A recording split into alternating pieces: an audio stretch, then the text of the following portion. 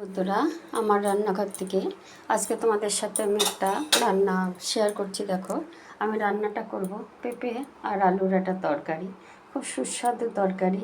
রুটি, পরোটা, ভাত সবই খেতে পারবে। তার জন্য আমি কড়াইতে তেল বসিয়ে দিয়েছি। এবার আগে আমি আলুগুলো ভেজে তুলে নেব। তোমাদের সবার শুভ কালী পুজো ভালো কাটুক।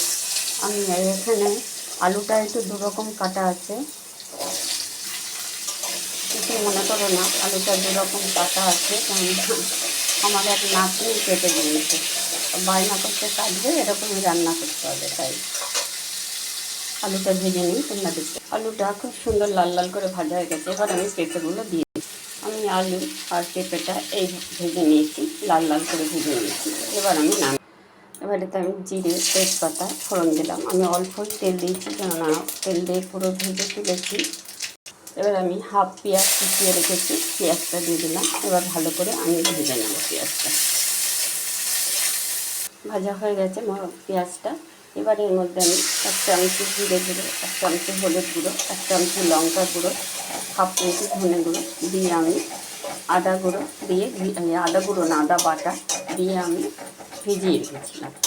মশলাটা কিছুক্ষণ আগে ভিজিয়ে রাখলে তরকারির টেস্টটা ভালো হয়। এবার আমি মশলাটাকে কষিয়ে নেব। মশলা দিয়ে পুরো তেল ছেড়ে দিয়েছে। এবার আমি যে আলু আর পেঁপেটা ভেজে রেখেছি এবার দিয়ে দিলাম। এবার ভালো করে কষিয়ে নেব। কষানো হয়ে গেছে, দেখো খুব সুন্দর কালারটাও দারুণ হয়েছে। এবার আমি গরম জল করে নিয়েছি, গরম জলটা দিয়ে দেবো। এবার আমি গ্যাসটাকে একটু ফুটে উঠলে গ্যাসটাকে কমিয়ে 5 মিনিট ঢাকা দিয়ে দেবো, কেননা পেঁপেটা একটু হতে সময় লাগবে। আমি একবার ঢাকা খুলে নেড়ে দিয়েছি।